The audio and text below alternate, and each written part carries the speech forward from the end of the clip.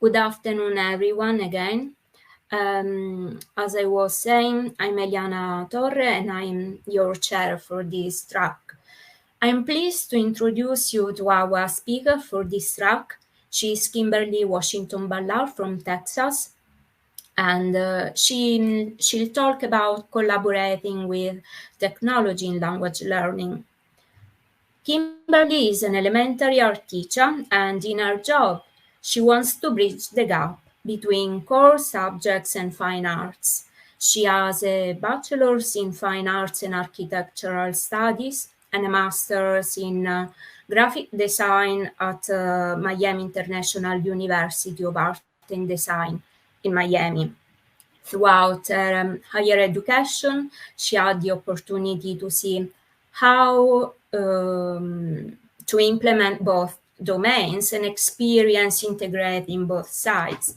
Using technology to collaboratively support language learning for students consists of developing activities, lessons, and projects that use different and inclusive approaches, especially for English language learners and English as a second language.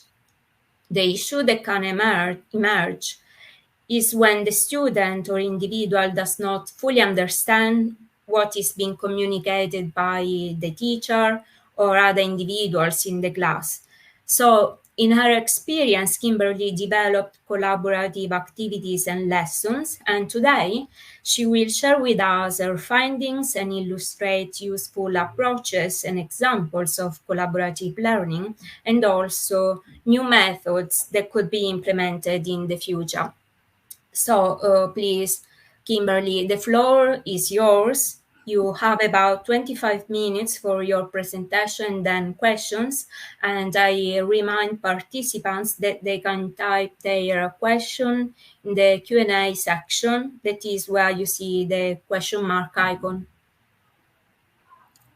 Thank you so much for that wonderful introduction. Hello, everyone. Good afternoon. Once again, I am Kimberly Ballard, and today I will be introducing you to some of the lessons and activities that I do with my students, especially when COVID arose and we had to find different ways of how to integrate learning and also a way to keep them engaged with learning while teaching them online. And as Ms. Torres was saying, of course, I am also a certified arts integration specialist. That is why I love integrating science and math with art. And I am currently working on my doctorate at the moment. With any lessons that I choose to teach in my class, of course, when COVID took over, we started teaching lessons with Google Meet and Google Classroom. And so in doing that, of course, a lot of my students are ESL or ELL, and they're used to being in the classroom with me physically, and I'm teaching them one-on-one. So they're able to understand what exactly the activities are I'm teaching them and what we are doing. So in order for me to continue to reach out to my students when we had to learn through Google Meet, I started using breakout rooms and also Flipgrid. And so with breakout rooms, as you can see here, breakout rooms are very good for implementing technology with teaching, helps open doors for innovative thinking with students. It also helps allow teachers to develop creative activities to keep students interactive and engaged while learning. Using breakout rooms provides teachers the opportunity to divide students into smaller groups for activities and discussions. It also helps teachers identify and group students according to their personalities and interests, in which it helps build relationships. Breakout rooms can develop open discussions that give students the opportunity to talk amongst each other and share ideas. In using breakout rooms in Google Meet and of course other virtual platforms, you are able to create breakout rooms. And so for me with Google Meet, I had to figure out a way, how can I help my students who are so used to me teaching them physically and they're able to see the demonstrations on the board, how can I help them and keep them engaged when they're at home and we're learning through the computer? So in Google Meet, I was able to create breakout rooms for my students.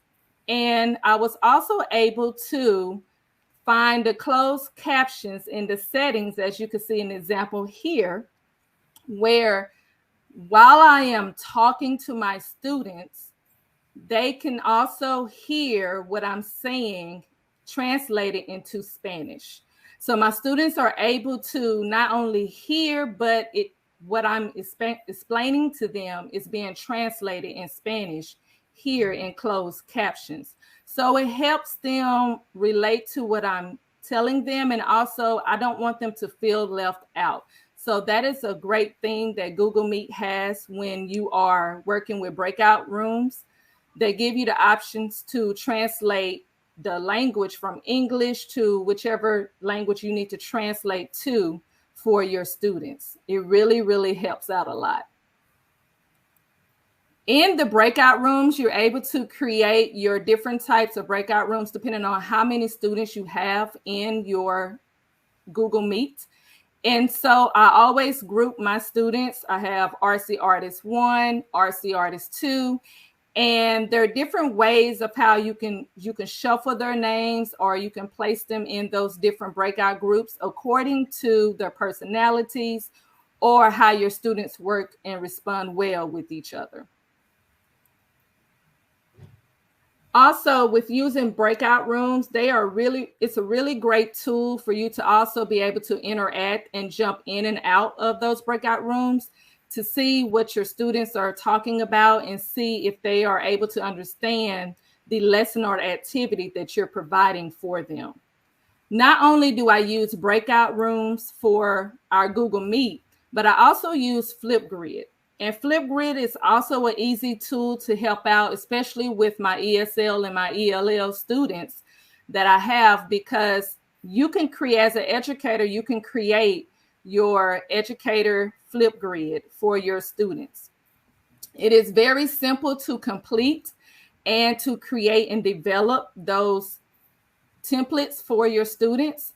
Here, I always create according to my 3rd, 4th, and 5th graders. I also provide for them RC Brain Breakers and RC Exit Tickets, so that way I can understand, so I can see if they understand the lessons or activities that are provided for them inside of the Flipgrid. Once you have created your groups or your classes with Flipgrid, you're able to sync your Google Classroom classes. If you use Google Classroom, you're also able to invite your students to those type of sessions or your classes as well. With your sessions or your lessons inside of Flipgrid, you're able to create those topics. As you can see here, you're able to insert topics for your students to interact with, activities for your students to complete and respond to. You're also able to implement directions or instructions in both languages for your students to help understand the assignment. So once you finish creating your topic, you're able to come down to your description, type in what you're saying in English, and then you highlight it. You can translate it to Spanish. And once you finish doing that, this is what you see as a teacher. You see in English and also in Spanish to make sure your students are able to understand the assignment as well. You also want to make sure you provide examples. Students learn very different. So of course you might have those that learn visually. They need to see an example in order to also understand what the requirement is for the activity or the project. And then it also provides their creativity through their own perception. So these are just a few examples of how I provide that for my students when we do exit tickets or when we have a brain breaker. With using Flipgrid, you're able to control your settings for the students to make sure they're uploading their videos correctly. You're able to set the recording time. what type of comments they can leave. And also here with closed captions, you're able to change the English to Spanish, whatever language that you need to change those captions to, you're able to change that as well. You also have a way to provide the responses to your students, or if students are able to respond back. And then, of course, with the camera, they're able to upload different types of things such as sticky notes, expressions to add to their videos that they are uploading. The cool thing about Flipgrid is similar to Google Classroom. Once you create your groups, you're able to duplicate your assignments within the other classes that you have created. It makes it very easy because then your topic is already ready for your students to access, and you're able to go in and share that topic, not only with your students, but with other teachers as well. If you team teach, or if you have a co-teacher that's in the classroom with you, you're able to share that class and everyone can see the same example or lesson. From the student's view, this is what they see when everything is complete. They're able to see the information in English and Spanish. And then they're also given the opportunity to add their response. This is the area where you will have your folder. This is for 5th grade. They see the topic title. They're able to add their video or their picture in that lesson. And it gives them the opportunity to see and be creative with how they upload their pictures or their videos. With Flipgrid, you also have the option to, when you provide the instructions in English and Spanish, the child might be better off with listening or hearing the instructions being read to them. So they also have the opportunity with the immersive reader inside of Flipgrid, where it will read the instructions to them out loud. You can also have where once the students have posted their video, students can start responding to the activity or with pictures or videos, as well as teachers. And once again, teachers, you would like to set up the settings to make sure that the responses that are being provided are appropriate for the videos. And once again, here we have the different types. So these are videos here that was uploaded for the assignment. And the student here provided their video. They're able to go in and add type and also translated closed captions for their recordings as well. So once they create their video, they're able to go in and do text. Once they type in what they would like to say for their video, it will also translate it to the type of language that it needs to be translated to, and it will add it to the video, as you can see here. With doing that, it also helps other students when they see the video, they're able to hear and also understand what that student is saying or their classmate. And they're also able to leave a response or like the video that they saw.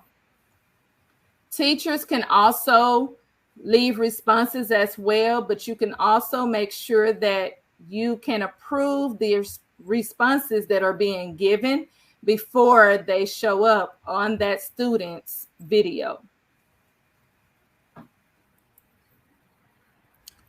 With listening and looking at and talking about breakout rooms and Flipgrid, we also have with breakout rooms, they're really, really great in doing that. And so you can do a lot more with the breakout rooms. You can also make it to where the students are definitely working together, but you can provide activities within those breakout rooms where they're also having to talk and do activities together. A lot of times when my breakout rooms, I have students that are grouped, so that way My students that are ESL, they are being helped by my other students that can help provide them with ways of how to understand and do the assignment. With Flipgrid, Flipgrid is a wonderful tool because it also gives students the chance to show their creativity their own way. It also provides a way for you to understand what the students are doing and also how they perceive the lesson that is being taught. With Flipgrid, I love using Flipgrid a lot. My students love it as well because they get a chance to be themselves. And it really does help out with the language barriers that sometimes my students are very shy, or they're not used to being on camera, or they don't like to talk out loud when they're on the Google Meet. So this gives them a chance to create their video or take pictures and upload them where no one else can view it or see it unless it is being shared. So this provides a lot of fun and it keeps them engaged. And also it's something that they would love to continue to do. And it also helps out with the way we teach and the ways our students learn throughout anything that we are teaching them. And Miss Elena, sorry, do I happen to have any questions? Thank you for your presentation. You were perfectly on time. And really, thank you very much for sharing your experience with us. I truly think that the topic you addressed is fundamental, especially nowadays, as there is a general tendency in educational systems to undervalue arts education, in favor of STEM subjects and core subjects more in general. I don't see a question in the Q&A section for now, so maybe I'd go first and ask a question myself. You've told us that you noticed an improvement in the emotional well-being of the students once they understood how to use these tools. And you told us that is because they had the chance to express themselves, not being judged by peers also, and by people in general.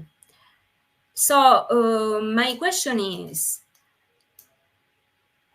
it possible to create a way to have more collaboration with peers so that they can also improve their communication and collaboration skills among them? And I think this is a very important skill because it will teach them how to play in a team, how to communicate. So for any further development that is possible to think of, do you have already a specific idea?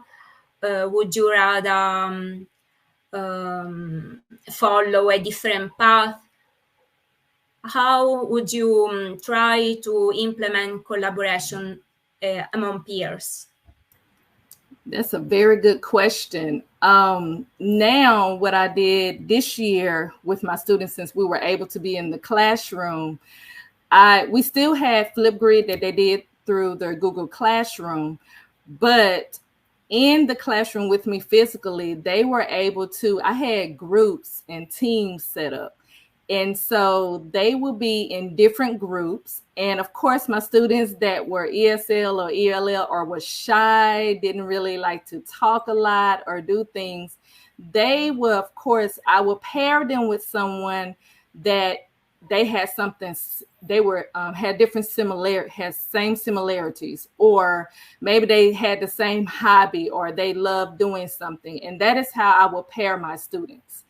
And in doing that, I would give them an activity that they would have to do using Flipgrid, but it would be in the classroom. So they would get a chance to talk with each other one-on-one, and also come up with a way that they can either take a picture of something or create a video recording. So it provided a chance for them to collaborate, not just with their partner, but they were able to also rotate around the room. So once they created their Flipgrid video, they had a chance to upload their video. And the other classmates, we use sticky notes. So I actually would have them grab a sticky note, walk around the room, and check out the videos that their classmates have created. And by leaving them those positive messages or the positive responses they received, that really helped in not only developing their relationships, but their self-esteem. It really started to boost their self-esteem to where they were able and they were comfortable with talking with their coworkers. I mean, not coworkers, but their classmates, and also coming more out of their box, out of their shell. So that was a very good question. That is something that I started to use and implementing into my classroom this year, was giving them the opportunity to walk around and check out their classmates' videos and be able to respond physically, where they're face to face, and write something down that helped them with that. And it really made a tremendous change in how my students started to gravitate to how they were learning, and also how they were paired. They were able to switch out with different partners every time we did a different activity. So that also provided them the courage to start developing and understanding how things were being taught and done in the classroom. I hope that answered your question. Yes, yes. Thank you very much for your answer. I completely agree with you. Well, now we are at the end of this track.